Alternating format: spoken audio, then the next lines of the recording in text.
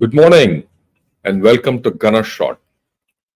Uh, Today we're going to analyze the PLA missile firing and we'll see what happened because a few days back they fired a intercontinental ballistic missile and did something. What did they do? This is my initial analysis. As we go along, as the story unfolds or the whole thing takes shape, I'll come back to you later. But let's do this first. Before I start this analysis of the PLA, I must tell all of you that today is Gunners Day. Today is the 198th anniversary of the Regiment of Artillery, and it's a proud day for me. And a lot of good wishes and all that. But my good wishes are to the nation. If our artillery prospers, the nation prospers. So, what can artillery do? A lot of people have been asking me. So, this, that, modernization, X, Y, Z, and all that. Let me give you a glimpse of what artillery can do.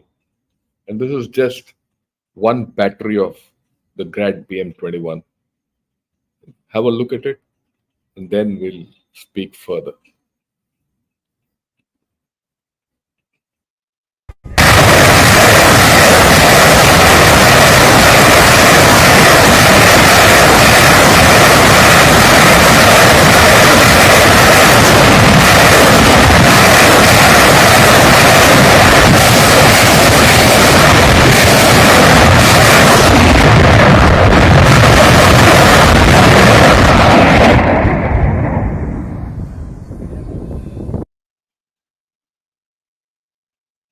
Well, happy Gunners Day.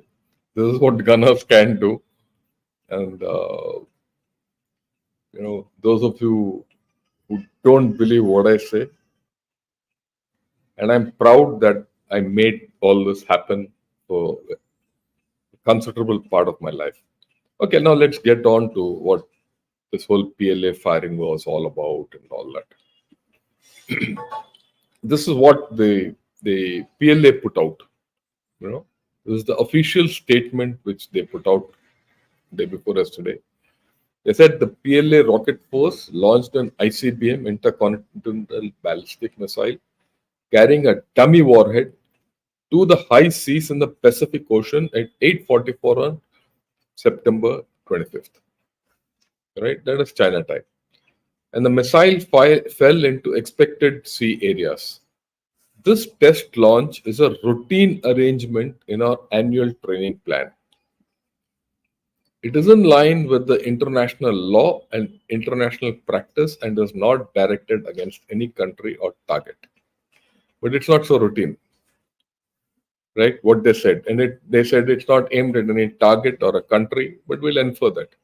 But what's important is this is the first launch which they've done in more than 40 years. Okay. And then the Chinese media went to and said, look, we've given all the countries which are in the path and all adequate notice as per international norms. Japan said it didn't receive any intimation and expressed their concerns, and so did Australia and New Zealand because they're all in that same path, in that same area. So, what is this test all about? That's what we want to know. It's routine, but is it directed against one country or a target? No. It's given multiple signals. That's what I want to put across. First, as far as the missile itself is concerned, we don't know really whether it's a DF-41 or a DF-31. A DF-31, there's a new system called the DF-31AG. It's with the upgraded propulsion system, and they would have upgraded the electronics also on it. What we know is it's not a test firing. It's an operational firing of the PLA. That's the important thing. There's not some test being carried out or launch being carried out by scientists and all that. No, operational firing. And it was fired from a proper launcher. It's called a TEL, TEL, TEL. What is it? It's a transporter erector launcher. So it's an operational firing, a mobile launcher, basically. That's what I said. And it's a cold launch. What is a cold launch? Normally when you fire a missile, the first stage of the propellant, is ignited, and then it takes off. In the cold launch, what you do is you don't do that. You push the missile out by pressure. You pressurize the chamber, and the missile is put in the launcher. You generate the pressure and launch it, and as the missile takes off, you ignite the propellant. It becomes a little more efficient. That's about all. It doesn't give you additional range and all. It gives you additional stability as the missile goes up, and it gives you stability basically in space because you get a slightly longer burn time. Okay, that's a cold launch. The way they've launched everything and being a road launch system or mobile launcher, it's one of their latest systems. I'm sure they have developed, tested one of their latest systems.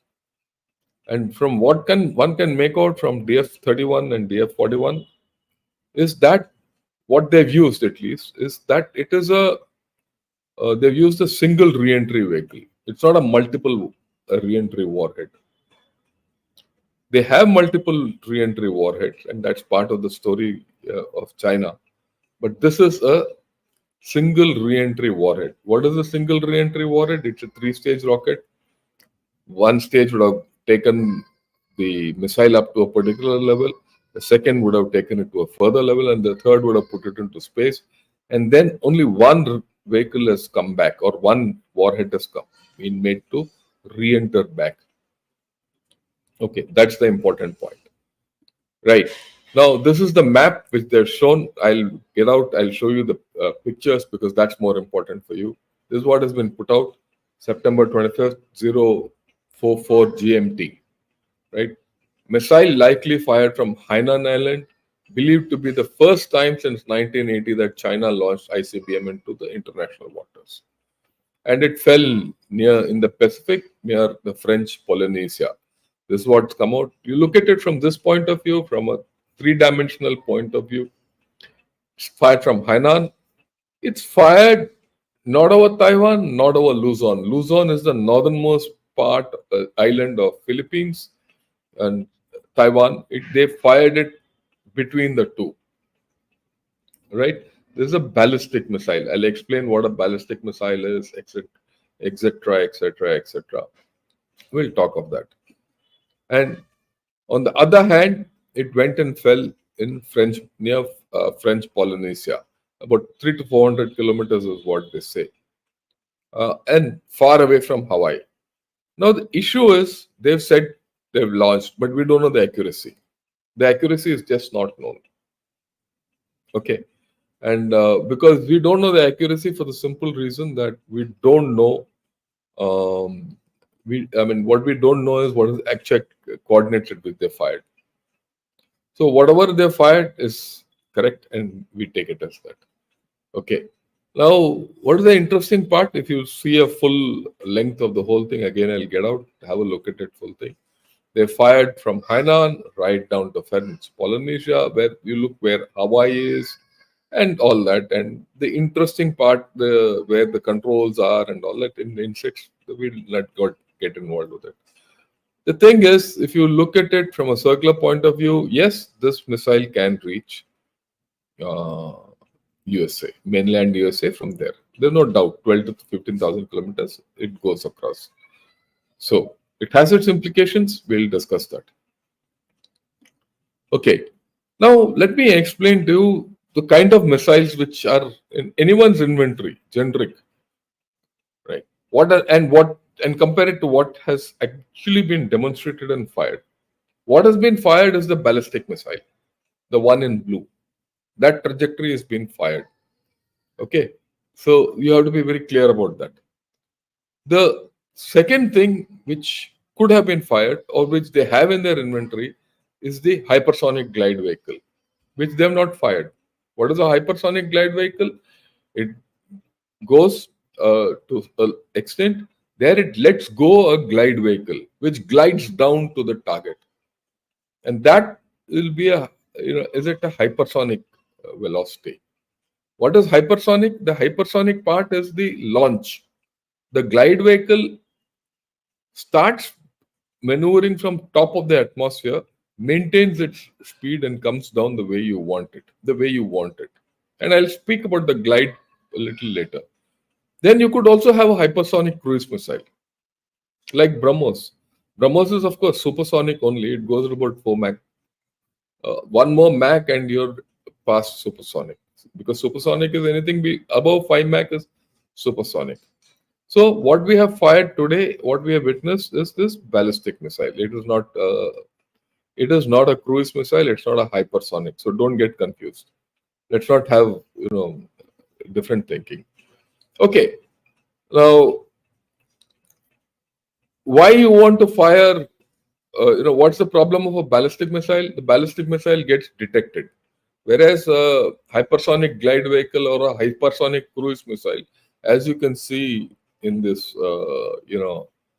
picture, it will go. A hypersonic glide vehicle will go along the red trajectory below detection, the cone, and the hypersonic cruise missile will hug. You can make it hug the terrain, so it can't get detected. That is where the hypersonic cruise and the glide missiles, glide vehicles are advantageous.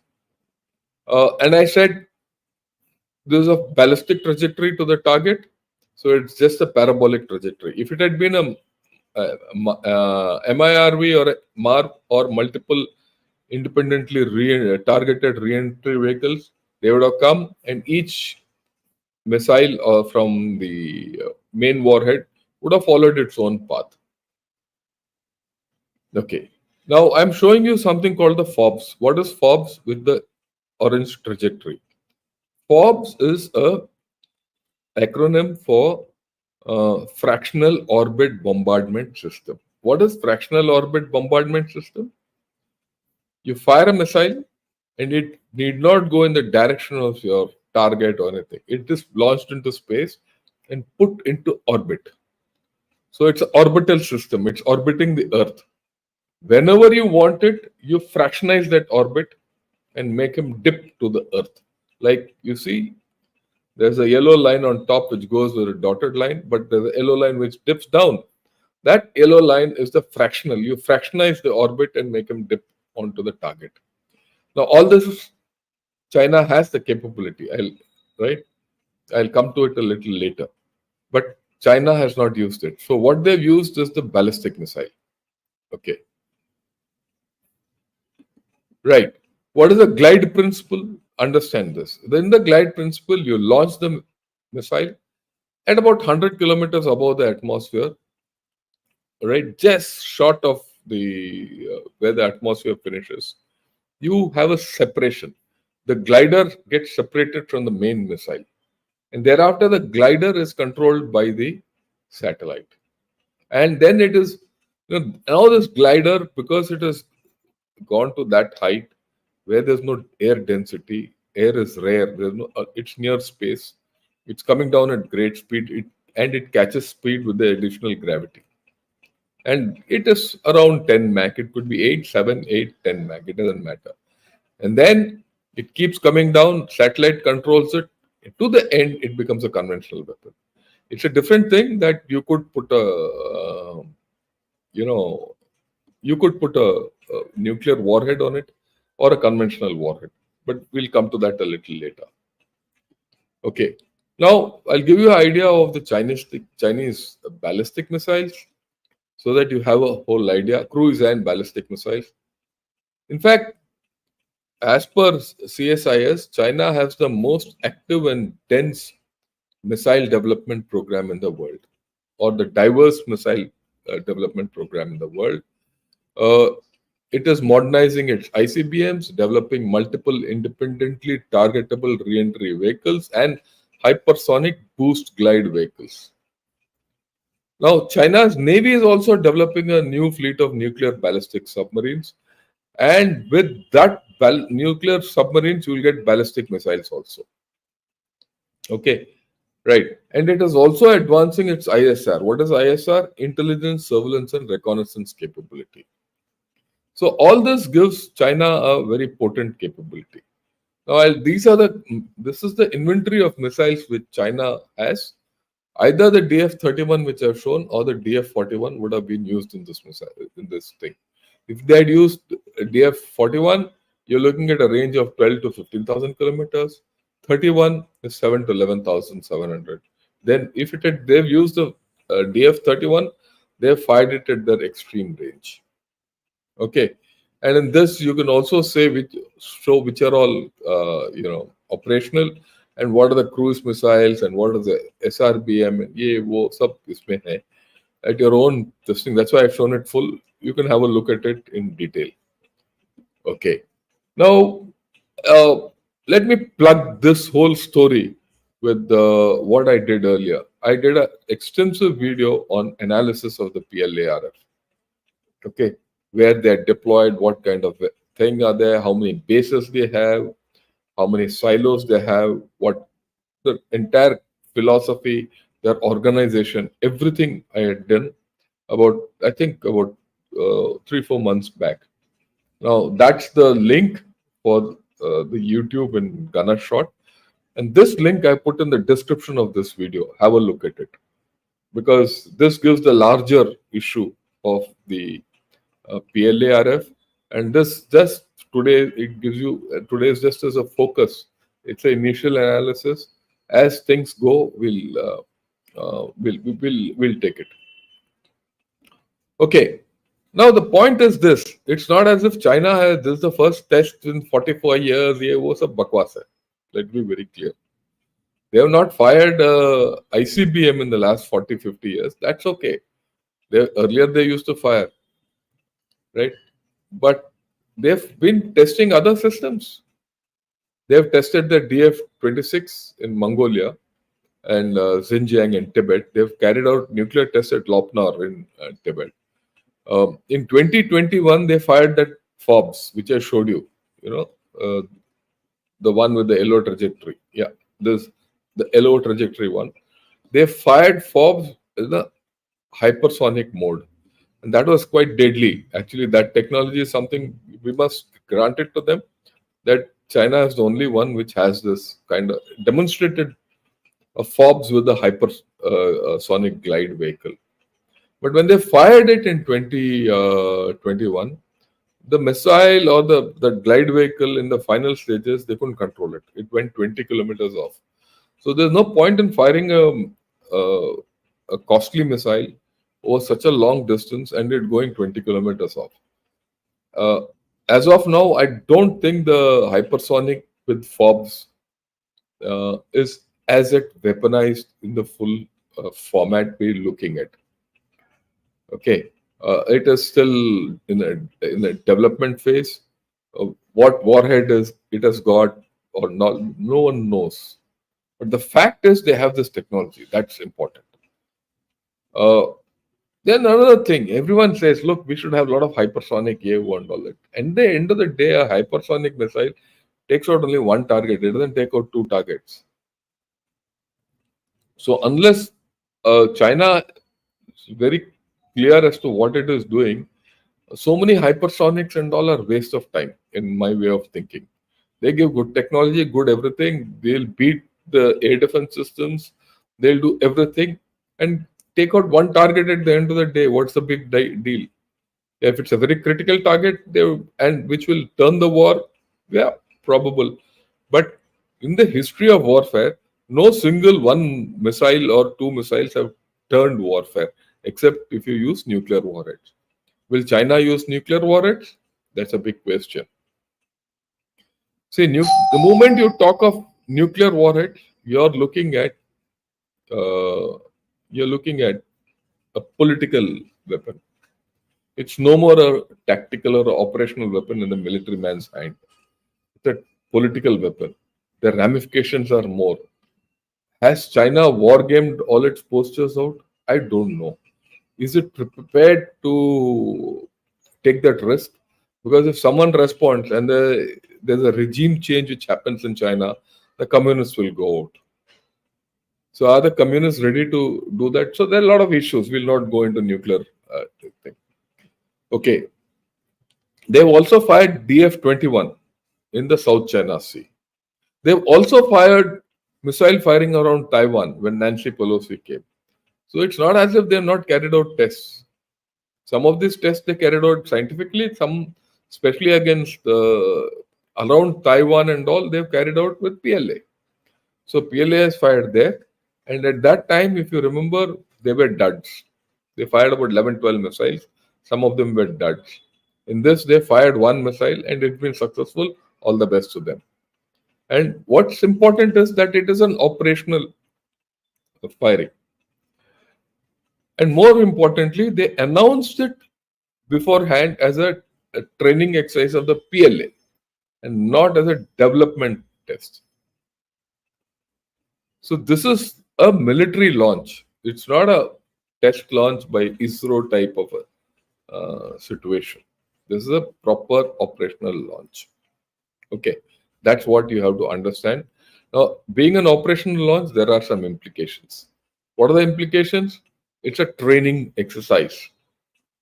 A full-fledged training exercise would have written, because I've done it for our own people. So I can understand what has happened there, right? They would have done how to take the missile out, energize it,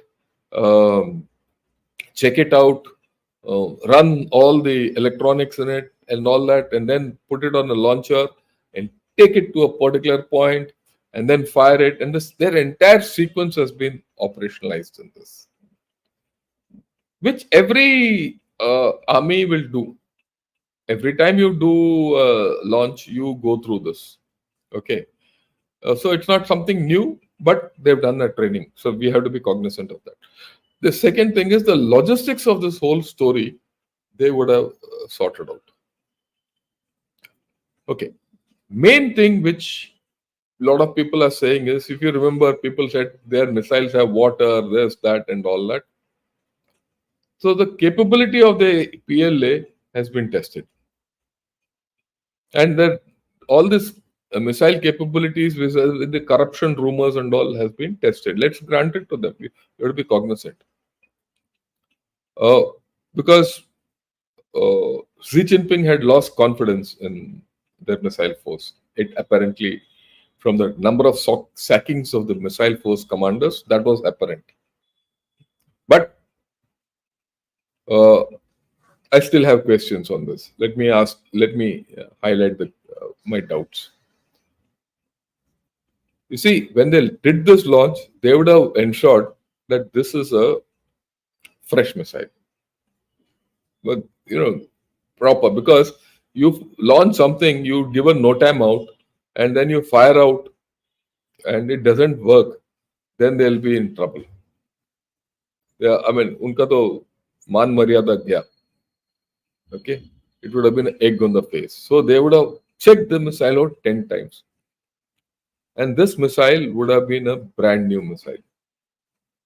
So if it is a brand new missile, there is still question marks on the older missiles. See, the problem won't happen with the brand new missile off the production line, everything new, and check out, and you fire, everything will be okay. What happens to the old missiles? How do you check that out? Or have they taken the risk of taking one missile out of their stock and fired? I don't think Xi Jinping had this kind of a political risk taking to do that, because if it had gone, probably he would have been also gone. So that's how it is. So, and they would have tested out, because we don't know exactly why they did this test, but I'm talking of one facet. Then they would have also done this test because recently the Minuteman missile of USA, they had to abandon it just before firing. Some time back, there was a Russian missile failure, and in that Russian missile failure, it burst on the launcher itself. So you take that as one, the US launch as second, and now the Chinese launch. They're putting a point across. Oh, we are good. You chaps couldn't do it. We have done it, and it's a messaging to their own people. Look, we are capable of doing this. See, the Russians have failed. US people have failed, but we have not failed. So we have a very strong force. So a lot of things, there are political issues, practical issues, and there's a messaging given to the others कि भैया हमारे पास सब कुछ है and all that. So all these issues are there in this launch. Okay, and then there's a policy of coercion now which they can put. Already people are saying, so look, Chinese have launched a missile which can reach USA. Everyone knew it. Now they demonstrated it. That means they can do it. And now they can coerce. If they can coerce USA, they'll coerce India also tomorrow. They'll coerce everyone. They also put the nuclear option back on the table. They are signaling strength, resolve, everything. That look, we can do it. We will do it.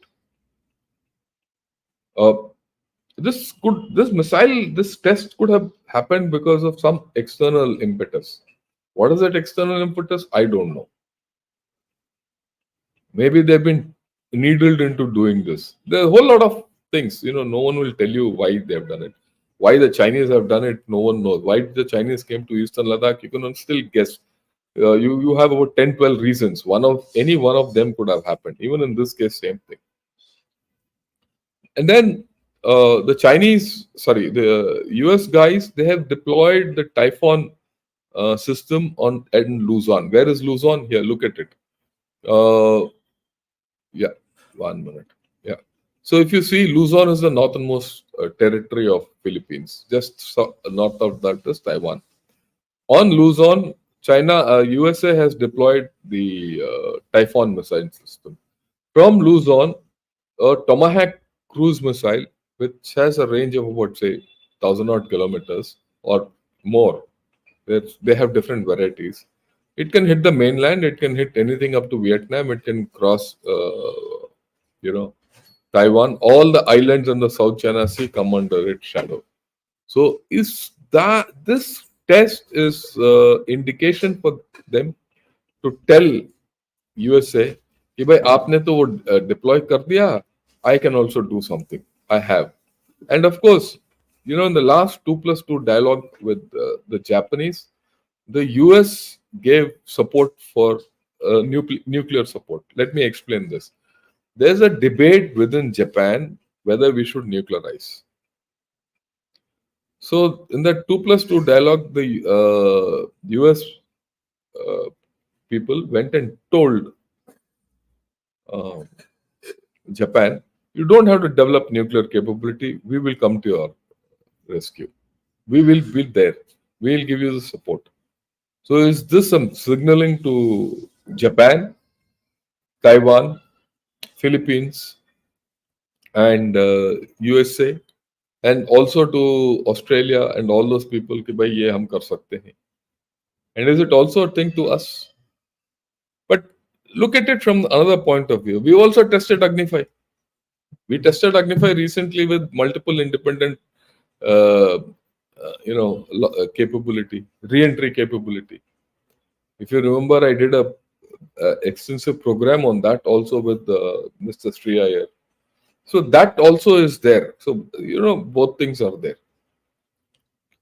So I won't take it beyond that, but we'll have to see how things happen beyond this. Okay. So I have finished for the day as far as this test, the initial analysis is concerned. I'll take on your questions and then we'll see